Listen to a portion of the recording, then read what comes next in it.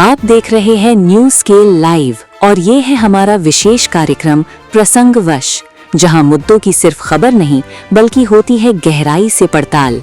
और आज के इस विशेष विश्लेषण में पत्रकार रमेश शर्मा करेंगे चर्चा उस राजनीतिक और सामाजिक संग्राम की जिसने सोशल मीडिया से लेकर सत्ता के गलियारों तक हलचल मचा दी है।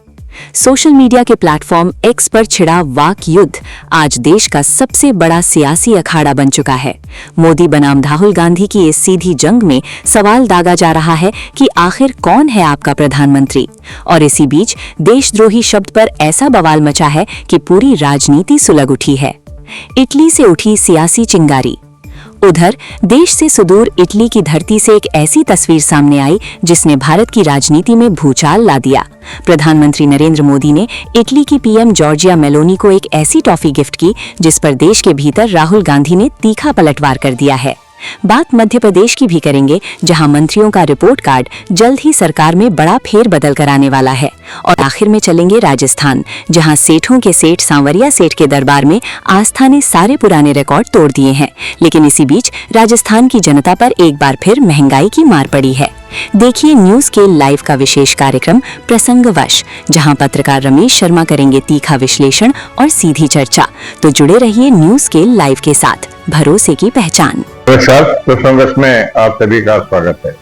प्रसंगस में बात आज करेंगे एक्सपोर्ट को लेकर के राजनीतिक सरगर्मियां बढ़ जाने की, एक दूसरे पर आरोप लगाने की।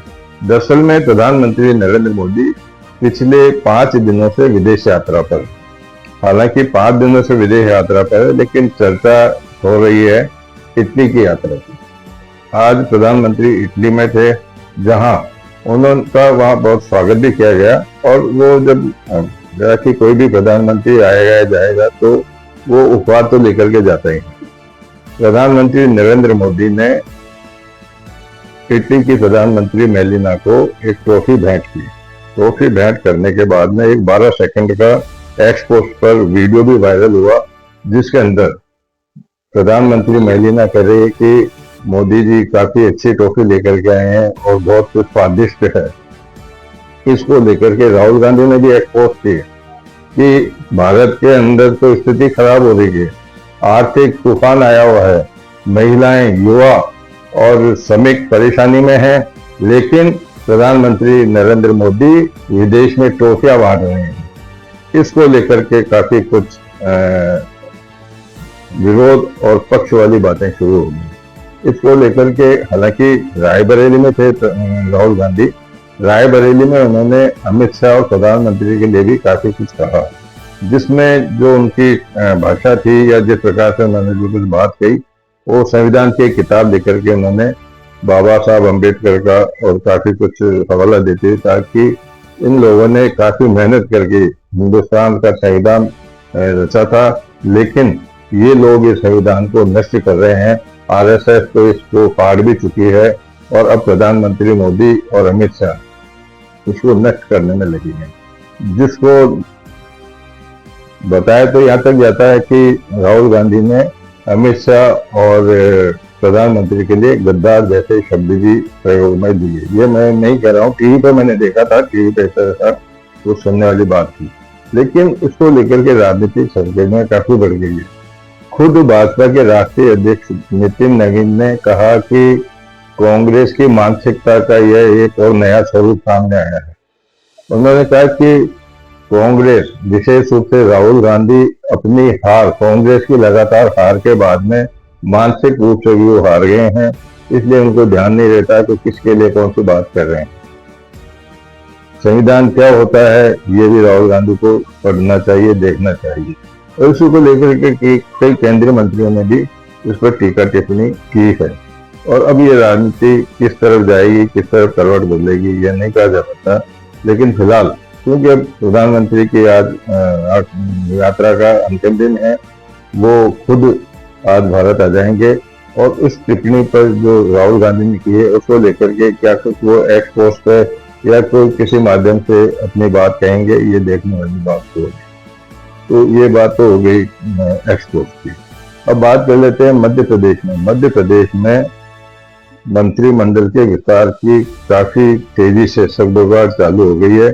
वहीं उत्तर प्रदेश में मंत्रिमंडल के गठन के बाद में उत्तर प्रदेश में संगठन भाजपा का जो प्रदेश संगठन है उसमें पदाधिकारियों की नियुक्ति को लेकर के भी काफी कुछ चर्चाएं चालू हो गई है।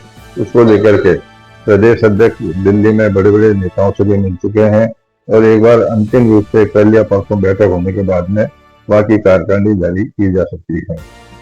मध्य प्रदेश में भी हर मंत्री का एक कार्ड, रिपोर्ट कार्ड बनाया जा रहा है। रिपोर्ट कार्ड के आधार पर मंत्री रहेंगे या नहीं रहेंगे, मंत्रियों का विभाग बदला जाएगा या कौन से नए मंत्री और शामिल होंगे, ये इस पर भी एक्सरसाइज चल रही है। लेकिन राजस्थान में फिलहाल आयोग के अध्यक्षों की नियुक्ति, मतलब राजनीतिक नियुक्तियां और मंत्रिमंडल के फेरबदल को लेकर के किसी तरह की कोई हलचल नहीं है। यहाँ तक कि मैं समझता हूँ कि जो प्रधानमंत्री नरेंद्र मोदी ने जो अपील की थी ईंधन बचाओ की, उसको लेकर के भी कोई विशेष गतिविधियां नजर नहीं आ रही है। हालांकि डिप्टी सीएम दिया कुमारी जब अजमेर जिले में आई थी तो वो ट्रेन से यात्रा कर रही थी, सामान्य लोगों से मिली भी थी, लेकिन अब फिलहाल उस तरफ नहीं जाएंगे। लेकिन इसका असर देखने को मिल रहा है। अब पेट्रोल के दाम बढ़ गए, पहले गैस के दाम भी बढ़ा दिए, अमूल दूध ने 2 रुपये बढ़ा दिए। अब आज जो है 21 मई से जयपुर सरस डेयरी ने भी अपने उत्पादन में वृद्धि कर दी है। प्रत्येक प्रकार के दूध पर 2 रुपये लीटर की वृद्धि कर दी है। पनीर पर 6 रुपये की 200 ग्राम का जो पैकेट आता है उस पर 6 रुपये की बढ़ोतरी कर दी। जबकि बताया जाता है कि जयपुर सरस डेयरी को 100 करोड़ का फायदा भी है, लेकिन उस फायदे को बरकरार रखने के लिए और बढ़ती हुई महंगाई, यानी कि जो ईंधन के बाद में जो महंगाई बढ़ने वाला दौर है, उसको लेकर के उन्होंने भी इसके दाम बढ़ा दिए हैं। अब जब दाम की बात चल रही है तो एक बार अपन चलते हैं सांवरिया सेठ। सांवरिया सेठ पूरे हिंदुस्तान के अंदर काफी प्रसिद्ध स्थान है, जहां यह बताया जाता है कि सांवरिया सेठ के यहाँ जो भी अरदास लेकर के जाता है वो अपने उद्योग के लिए, धंधे के लिए, व्यवसाय के लिए, व्यापार के लिए और अपने उत्थान के लिए सांवरिया सेठ की भागीदारी अपने मन में करता है कि अगर मेरा व्यापार इसे है तो आप जो कर उसमें। उसका परिणाम है कि सांवरिया सेठ के जो चढ़ावा, जिसको बोलते हैं भेंट, राजस्थानी में चढ़ावा कहते हैं, लेकिन भेंट जो आती है, भेंट में भी काफी लगातार इसमें इजाफा होता जा रहा है, बढ़ोतरी होती जा रही है। और इसको लेकर के अभी जो 4 दिन से जो दान पात्र भेंट पाठ कर रहे हैं उसमें 23 करोड़ 50 लाख 80,000 रुपये निकले हैं नगद। और सोना चांदी अन्य सामग्री के अलग से जो है उनकी गिनती जारी है। लेकिन सांवरिया सेठ के लिए जो, जैसा कि कहा जाता है कि सांवरिया सेठ काफी प्राचीन मंदिर है और वहाँ इस स्थान को, क्योंकि पूरे हिंदुस्तान से लोग वहाँ आते हैं, तो वो काफी कुछ विस्तार भी किया हुआ है। मौका पड़े तो एक बार भी आप जाकर के आइएगा, क्योंकि हालांकि सभी मंदिर, सभी देवी देवता आस्था के प्रतीक हमारे हिंदुस्तान में, लेकिन अलग अलग चीजों की अलग तरह से जो बात होती है उसको लेकर के यहाँ जो मामला सामने आया है, वहाँ भक्तों की भीड़ उमड़ रही है, लेकिन आसानी से दर्शन भी हो जाते हैं, ऐसी कोई विशेष बात नहीं है। चलते चलते बात कर लेते हैं कि आवारा कुत्तों के लिए सुप्रीम कोर्ट ने जो निर्णय दिया है, जो निर्देश जारी किए हैं, उसके बावजूद भी अगर देखा जाए तो आवारा जो श्वान हैं उनकी संख्या इस तरह से बढ़ी है, सड़कों पर उनका बिल्कुल विचरण इस प्रकार से हो रहा है कि हर रोज कहीं न कहीं कुत्ते किसी पर हमला कर देते हैं। आज भी उज्जैन में ऐसा ही हुआ। उज्जैन के अंदर जो एक कर्मचारी है, महिला कर्मचारी, उस पर कुछ श्वान ने हमला कर दिया, जिससे वो गंभीर रूप से घायल हो गई। तो कुल मिलाकर के इस, हालांकि शेल्टर होम में उनको रखने की बात हुई है, लेकिन शेल्टर होम कई जगह तो है ही नहीं और कई जगह स्थापित कब होंगे ये देखने वाली बात है। लेकिन तुरंत इस प्रकार के उपायों की आवश्यकता भी महसूस की जा रही है। आज के प्रसंग को यहीं विराम देते हैं। कल फिर किसी प्रसंग के साथ मैं आपके सामने उपस्थित होऊंगा। तब तक के लिए नमस्कार।